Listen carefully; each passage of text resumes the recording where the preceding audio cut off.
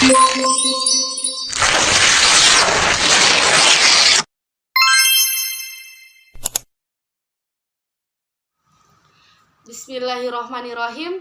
Assalamualaikum warahmatullahi wabarakatuh. Baik, konsep dasar psikologi perkembangan. Psikologi berasal dari kata dalam bahasa Yunani yang berarti psikologi, di mana merupakan gabungan dari kata psyche dan logos. Psyche berarti jiwa dan logos berarti ilmu.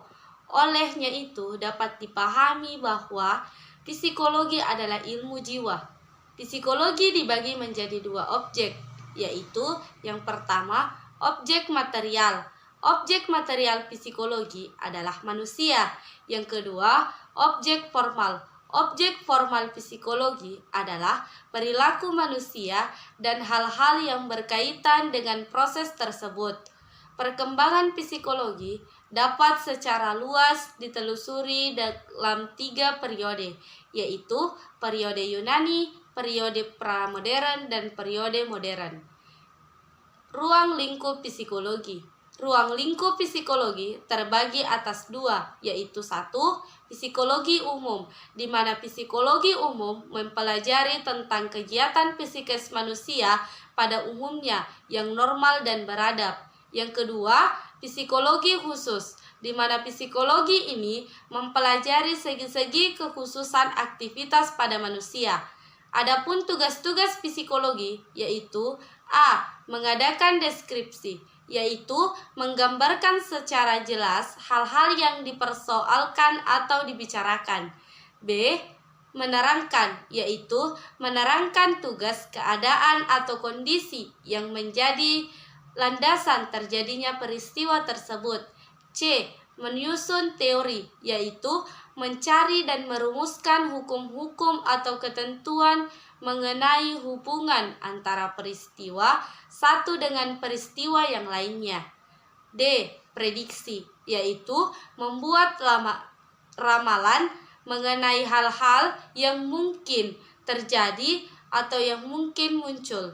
E. Pengendalian, yaitu mengendalikan atau mengatur peristiwa.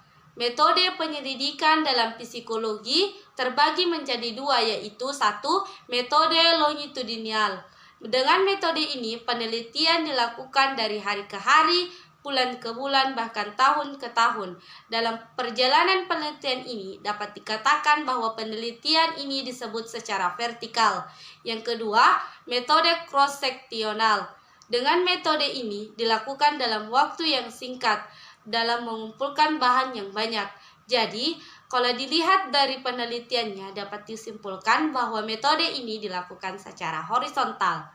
Psikologi juga memiliki keterkaitan dengan ilmu lain, diantaranya keterkaitan psikologi dengan biologi, keterkaitan psikologi dengan pendidikan, sosiologi, ilmu komunikasi, politik, dan masih banyak lagi. Gejala kognitif, persepsi, bayangan, dan fantasi. Persepsi adalah suatu proses yang didahului oleh penyenderaan, yaitu suatu stimulus yang diterima oleh individu melalui alat representator, yaitu indera.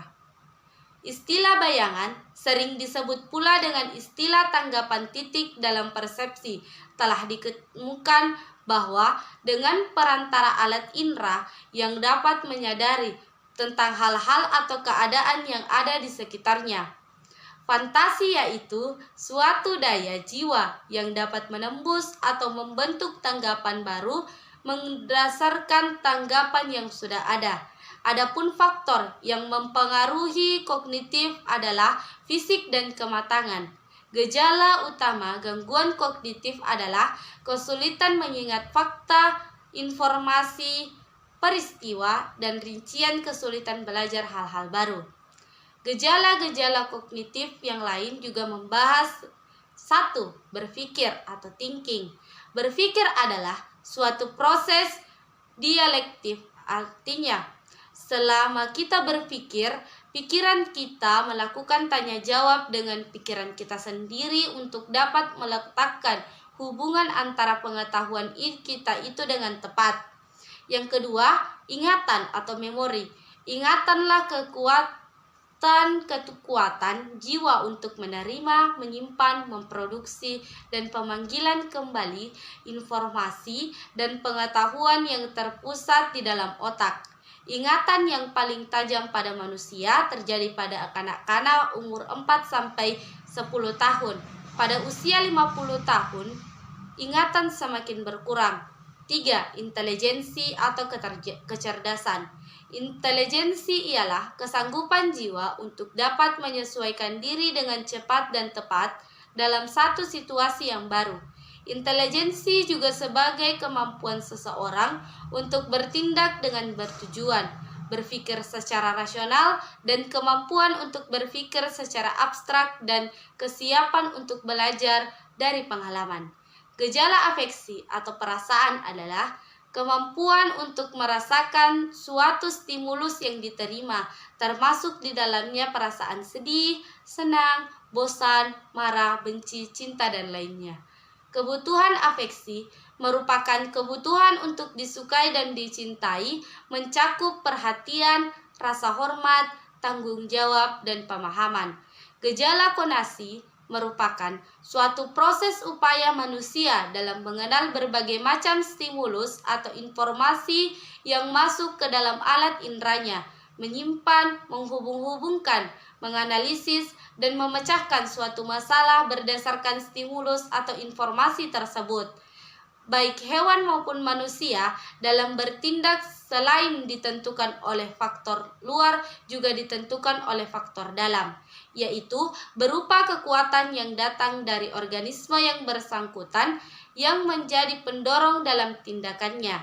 Dorongan yang datang dari dalam yang terbuat dari luar disebut motif. Psikologi perkembangan merupakan cabang dari psikologi. Seperti yang kita ketahui bahwa psikologi adalah ilmu yang mempelajari tentang jiwa atau mental dan perilaku ataupun tingkah laku manusia.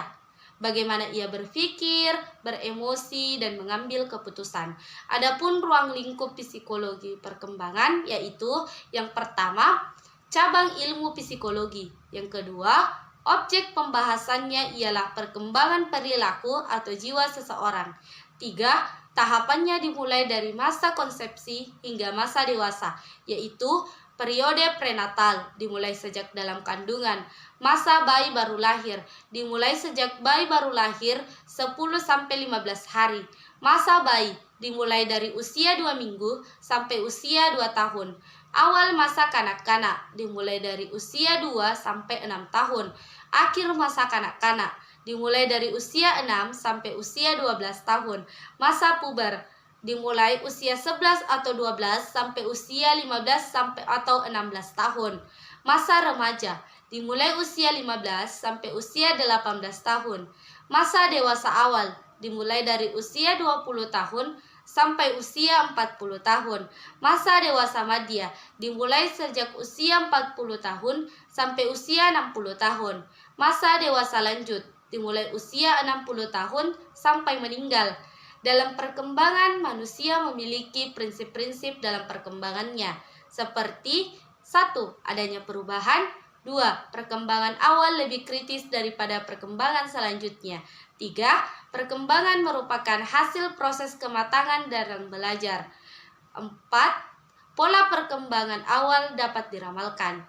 Yang kelima, pola perkembangan mempunyai karakteristik yang dapat diramalkan.